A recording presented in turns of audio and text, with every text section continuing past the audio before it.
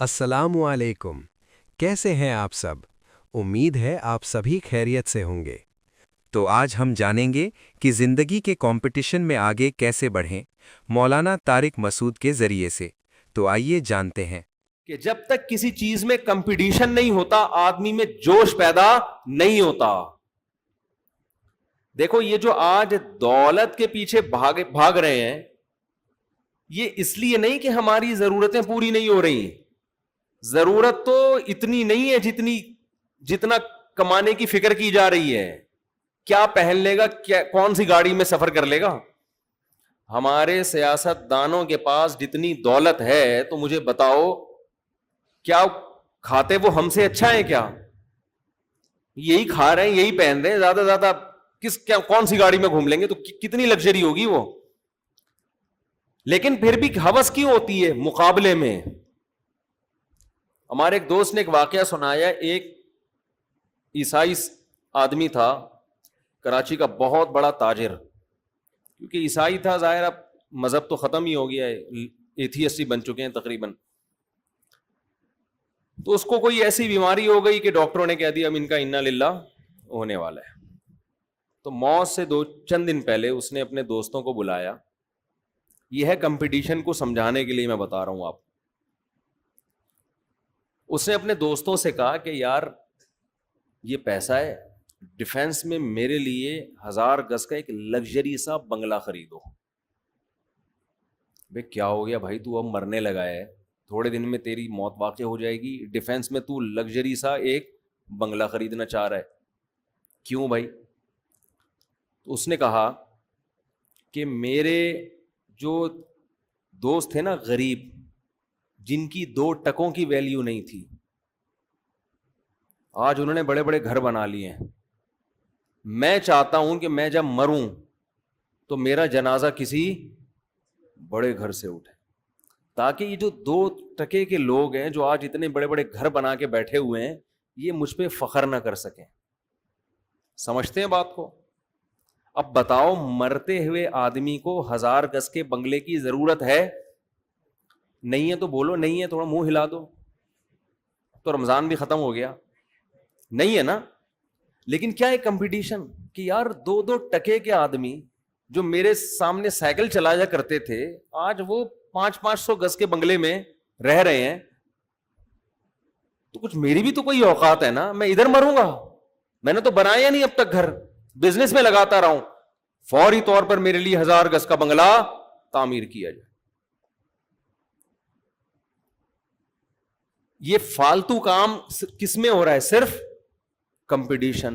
یہ انسان کی نیچر ہے، یہ انسان کی فطرت۔ دیکھو بچوں کو آپ کسی بچے کو بولو بھاگو، وہ نہیں بھاگے گا، لیکن 2 بچوں کو ریس لگواؤ، وہ ایسا بھاگے گا نا، ہو سکتا ہے کلا بازی کھا کے گر جائے، وہ دوسرے سے آگے نکلنے کی کوشش میں بھاگے گا۔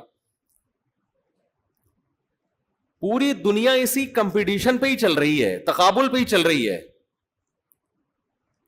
تبھی قرآن نے یہ نہیں کہا کہ جنت کی طرف دوڑو، قرآن نے کہا ایک دوسرے سے دوڑ میں مقابلہ کرو۔ اب ہوتا کیا ہے، دنیا میں دوڑ کے بہت سارے میدان ہیں، آپ نے دوڑنا، یہ تو نیچر ہے، جب تک آپ کسی سے مقابلے میں نہیں دوڑو گے تو آپ کی دم میں آگ نہیں لگے گی۔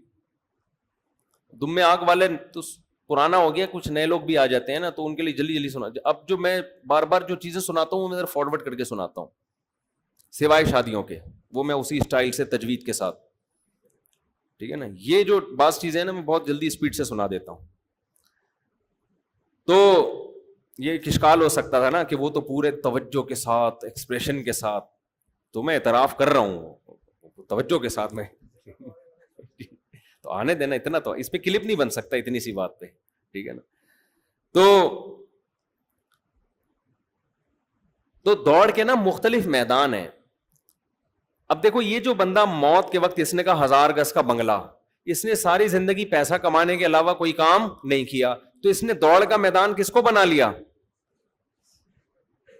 اس نے دوڑ کا میدان دولت کو بنا لیا۔ یہ کبھی بھی دوڑ کا میدان کسی ریسرچ یا تحقیق کو نہیں بنائے گا، کیونکہ یہ اس کی فیلڈ ہی نہیں ہے۔ اس کو اس پہ حسرت نہیں ہوگی کہ فلاں میرا 2 ٹکے کا آدمی اتنا بڑا ڈاکٹر کیوں بن گیا، تو بن گیا بھائی، ہماری یہ فیلڈ ہی نہیں ہے۔ ہم نے اس چیز کو دوڑ کا میدان بنایا ہی نہیں. اس کو مجھ پر یہ اعتراض بھی نہیں ہوگا مولوی نے اتنی شادیاں کیوں کر لیں, کیا خیال ہے, کیونکہ اس کا یہ دوڑ کا میدان, وہ کہا بھائی جتنی مرضی کر, ہمارے یہاں تو ایک کا سسٹم چل رہا ہے. مثال تو دی جا سکتی ہے نا. اس سے پتہ ہوتا کیا, میں دیکھتا ہوں جب بھی کوئی آتے ہیں ایک دم آپ کھلکھلا جاتے ہیں, جیسے کسی نے نیمبو چٹا دیا ہو, سستی دور ہو جاتی ہے آپ لوگوں. دوڑ کے لیے بہت سارے میدان. باڈی بلڈر جو دوڑ کا میدان بناتے ہیں وہ کس کو, فزیکل فٹنس کو, مسلز کو, وہ دکھا رہے ہوتے ہیں میرا اتنا بڑا اسپیڈ بریکر ہے, وہ کہتے ہیں ہم نے تو پورا K2 کا پہاڑ پالا ہوا ہے یہاں پہ. وہ کہہ رہے دیکھو یہ ماؤنٹ ایوریسٹ, اس پہ کوئی چڑھ کے نہیں دکھا سکتا. ان کے مقابلے کس میں ہو رہے ہیں, یہ جو دوڑنے کا مقابلہ کر رہے ہیں, وہ دوڑنے کا مقابلے میں کہ کون پہلے اس لائن کو کراس کرے گا, کوئی کار ریسنگ کے مقابلے میں, کوئی کرکٹ کے مقابلے میں, یہ اتنا بڑا پلیئر لوگ مقابلہ کر رہے ہوتے ہیں نا, یار وہ اچھا بیٹسمین ہے یا اس سے زیادہ اچھا بیٹسمین تو وہ ہے. اب بیٹسمین کو اس سے کوئی غرض نہیں کہ کوئی سائنسدان خلا میں پہنچا ہے یا چاند پہ پہنچا ہے, وہ کہہ رہے یہ میری فیلڈ ہے ہی نہیں. اس کو نہ اس سے جیلسی ہوگی, نہ حسد ہوگا, نہ رشک آئے گا اس کے اوپر کہ ہائے کتنا عظیم سائنسدان. وہ کہے گا وہ یار وہ کتنا عظیم بیٹسمین نے آخری بال پہ چھکا مار دیا اور ہم پہلی بال پہ آؤٹ ہو گئے. تو ہر آدمی کا ایک میدان ہوتا ہے, اس میں وہ مقابلہ کرتا ہے, اس کے علاوہ میدان کی اس کو پرواہ نہیں ہوتی. اور وہ میدان ہر آدمی خود سیلیکٹ کرتا ہے اپنی, جب زندگی کا کہ کیریئر کا آغاز کرتا ہے نا, اس میں کس میدان میں دوڑنا ہے, یہ سلیکشن انسان کی خود سے ہوتی ہے. آپ نے میٹرک کرنے کے بعد اگر آپ ایف ایس سی کیا اور ایف ایس سی کے بعد آپ کا ارادہ ہے میڈیکل کالج میں جانے کا, تو آپ دوڑ کا میدان خود سیلیکٹ کر رہے ہو کہ میں نے میڈیکل کی فیلڈ میں دوسرے ڈاکٹروں سے آگے نکلنا ہے. یہ خود سیلیکٹ کر رہے ہو نا آپ. آپ اگر اکاؤنٹس کی فیلڈ میں جا رہے ہو تو اب آپ کو ڈاکٹروں کے آگے بڑھنے سے کوئی تکلیف بولو نہیں ہوگی. اللہ ہمیں بتا رہے کہ ان میدانوں میں سے کوئی میدان بھی اس قابل نہیں ہے کہ اس کو دوڑ کا میدان بنایا جائے, مقابلے کا میدان بنایا جائے, کیونکہ ان مقابلوں میں آپ جیتنے کے بعد بھی ناکام اور ناکام ہونے کے بعد تو ویسے ہی ناکام.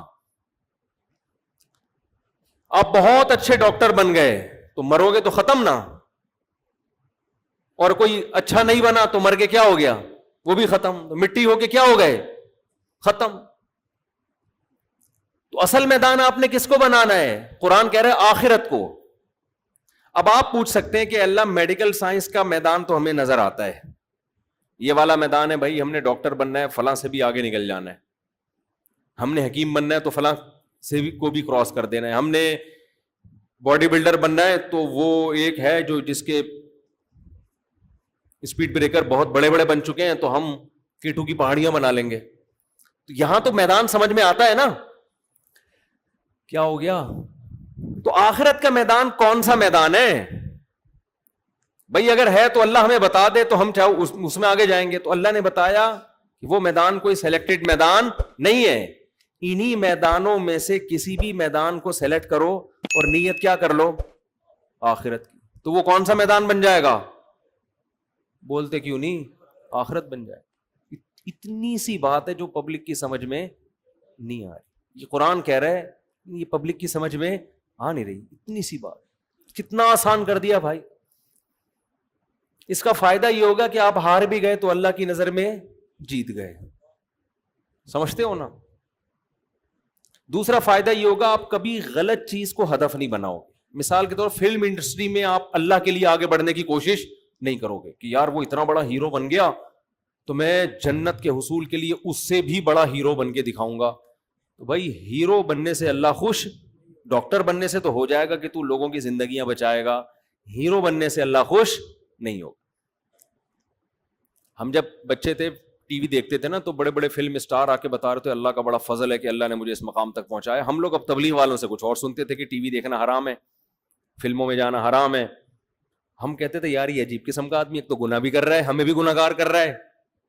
ہم تو توبہ استغفار کر کے ڈرامہ دیکھ رہے ہو. ڈرامے بھی اس زمانے کے ایسے دوپٹے لیے ہوئے اور اتنی اچھی اچھی باتیں, آدمی مسلمان ہو جائے, کلمہ پڑھ لے. اور اس وقت علماء کہتے تھے وہ حرام ہے. حیرت, یعنی کتنا زمانہ چینج ہو گیا ہے نا. تو ہمارے ایک دوست نے پرانے زمانے کے ڈرامے کا کلپ دکھایا 83 کا, وہ دوست بھی یہاں بیٹھے ہوئے ہیں. اتنی اچھی اچھی باتیں ہو رہی ہیں, ایسا لگ رہا ہے کہ ممبر پہ کوئی بیان کر رہا ہے. ماں بیٹی کو سکھا رہی ہے شوہر کا احترام. عجیب سی بات ہے یا نہیں ہے؟ ماں بچی کو کیا سکھا رہی ہے؟ شوہر کا احترام. ساس سے کیسے بات کی جاتی ہے, تمیز سکھا رہی ہے اس کو.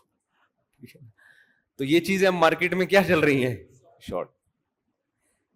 تو وہ اس زمانے میں تھے, اس کو ہم سبھی کہتے تھے حرام ہے. اگر وہ زمانہ وہ لوگ یہاں آج کا دور دیکھ لیں تو اس کو شاید کہیں کہ بھئی یہ تو فرض ہیں اس کے مقابلے میں. تو ہم اس وقت یہ دیکھتے تھے, کوئی فلم ایکٹر ہے نا, وہ بتا رہا ہوتا تھا یہ اللہ کا بڑا فضل ہے کہ مجھے اللہ نے یہاں تک پہنچایا. ہم کہہ رہے تھے اللہ کا فضل کہاں سے ہو گیا بھائی تیرے اوپر؟ بھائی یہ تو اللہ کا قہر لگتا ہے, یہ عذاب لگتا ہے. کیونکہ پاکستان میں نا, میری تو اب ملاقات اداکاروں سے بھی ہوتی ہے, گلوکاروں سے بھی ہوتی ہے, تو کچھ ملاقاتیں کر کے اندازہ ہوتا ہے کہ پاکستان میں گلوکار, فنکار, اداکاروں کو زیادہ, سوائے ان کے جو میرا بیان سن رہے ہیں, ان کے علاوہ کو زیادہ کوئی یہاں پروٹوکول ملتا نہیں ہے. یہ خوشی کی بات ہے, ٹھیک ہے نا. بہت سو کو یہ فیلڈ پھر بالآخر چھوڑنی پڑتی ہے. یہ اللہ کا فضل ہے ہمارے اوپر کہ اللہ نے یہاں روشن مستقبل رکھا نہیں ہے. اور یاد رکھو اس کی ایک پازیٹو وجہ بھی ہے کہ مسلمان برائی میں اتنا آگے جا نہیں سکتا, لمٹ ہوتی ہے اس کی, وہ نہیں جا سکتا. اس کے لیے بہت کچھ الٹا سیدھا کرنا پڑتا ہے, وہ نہیں کر پاتا. کچھ کر بھی لیتے ہیں.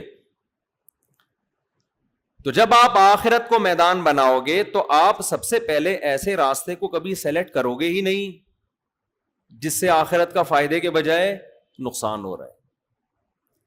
میں اکثر ایک مثال دیتا ہوں ایک حدیث کی. نبی صلی اللہ علیہ وسلم نے ارشاد فرمایا, ایک صحابی درخت لگا رہے تھے, آپ صلی اللہ علیہ وسلم نے فرمایا اس درخت کی عمر تمہاری عمر سے لمبی ہو سکتی ہے, او کما قال صلی اللہ علیہ وسلم. یعنی تم پلان کر رہے ہو 5 سال کا, درخت تو 5 سال بعد پھل دے گا نا, اور تمہیں تمہاری زندگی کا کوئی بھروسہ نہیں. آج سو صبح نہ اٹھو, تو اتنی لمبی لمبی امیدیں ہیں بھائی, اتنی لمبی لمبی امیدیں. اس حدیث سے ہمیں کیا میسج ملتا ہے؟ گویا ہمیں زمین کو آباد نہیں کرنا چاہیے. یہی میسج مل رہا ہے نا بھائی. کل کا کی خبر نہیں ہے اور پلاننگ ہو رہی ہے 5-5 سال کی. میسج تو یہی مل رہا ہے. درخت نہیں لگانا چاہیے. اب کوئی درخت لگا رہا ہو, آپ جا کے یہ حدیث ریفرنس کے ساتھ پیش کر دیں اس کو, چیپٹر نمبر بخاری حدیث نمبر 3 فلاں, حدیث نمبر 32, ایسا ہے نہیں نمبر کہیں آپ دیکھیں, ایک میں فرضی بتا رہا ہوں. کتاب کے ریفرنس کے ساتھ وہ بندہ درخت لگا رہا ہے. جو آج کل ہو رہا ہے نا وہ یہی ہو رہا ہے, جو آج کل کے نئے نئے اسکالرز آ رہے ہیں وہ یہی کر رہے ہیں. درخت لگا رہا ہے, آپ نے بولا کہ حدیث میں آتا ہے درخت مت لگاؤ. کہ کون سی حدیث ریفرنس؟ دیکھو صحابی لگا رہے تھے, نبی نے اس عمل کو پسند نہیں کیا. وہ کہے گا بھائی میں علماء سے پوچھتا ہوں. یہی تو مسئلہ ہے تم لوگوں کا, مولویوں کے پاس میں حدیث دکھا رہا ہوں, تم کس کے پاس جا رہے ہو؟ مولویوں کے. امام ابو حنیفہ سے پوچھو گے اس کا مطلب کیا ہے. یہی تو شخصیت پر ریفرنس پیش کر رہا ہوں میں. کیا پیش کر رہا ہوں؟ یہ پٹی بھی چلا دی ہے میں نے. اچھا اسی حدیث کا جواب نیچے ڈسکرپشن میں ہوگا, وہ پٹی اڑا دی ہوگی, ٹھیک ہے نا. وہ پٹی کیا کی ہوئی ہوگی؟ اڑا دی ہوگی. تو ادھورا علم خطرہ ایمان. آج کل کے جو نئے نئے اسکالرز آ رہے ہیں نا یوٹیوب پہ, جن کے لوگ ریفرنسز سے بڑے متاثر ہوتے ہیں, ان میں اکثر, سب نہیں, ان میں اکثر ادھوری بات کرتے ہیں, پوری بات نہیں کرتے. آدھی بات جو ان کے مسلک کو پروموٹ کر رہی ہوگی, اور نعرہ یہ لگاتے ہیں کہ ہم مسلک پرست نہیں ہیں, ہم صرف قرآن و سنت کو مانتے ہیں. دوسری حدیث میں آتا ہے, بخاری مسلم کی حدیث ہے, آپ صلی اللہ علیہ وسلم نے فرمایا جس نے درخت لگایا اور مر گیا. جب بھی میں کہتا ہوں مر گیا, مجھے وہی یاد آتا ہے نیپال کے, نہیں جو زندہ ہو کے آ گئے تھے, مر گیا. تو مر گیا وہ, سچی مچی کا مر گیا, دوبارہ زندہ نہیں ہوا. تو آپ صلی اللہ علیہ وسلم نے فرمایا جب تک چرند پرند بھی اس درخت سے کھائیں گے اس کو قبر میں ثواب ملے گا. دیکھو دو متضاد آرڈر ہیں, ایک میں درخت لگانے کی حوصلہ شکنی کی جا رہی ہے, ایک میں درخت لگانے کی بہت زیادہ فضیلت, حالانکہ میدان تو ایک ہی ہے. کیا خیال ہے بھائی, میدان کیا ہے ایک, لیکن نیت سے میدان کیا ہو رہا ہے, چینج ہو رہا ہے. وہ درخت لگا رہے ہیں اپنے لیے, تو اپنے لیے کون سوچتا ہے بھائی, نبی کی سیرت ہمارے سامنے ہے, ہمارے لیے وہ کیا ہے. نبی صلی اللہ علیہ وسلم نے فرمایا میری مثال کراکب استظل تحت شجرۃ, اس مسافر کی طرح ہے جو درخت کے نیچے آرام کرنے کے لیے تھوڑی دیر کے لیے لیٹ گیا اور یہاں سے جانا ہے آگے. کیا پلاننگ, ایک پلاننگ وہ ہوتی ہے جو کس کے لیے ہوتی ہے, آخرت کے لیے.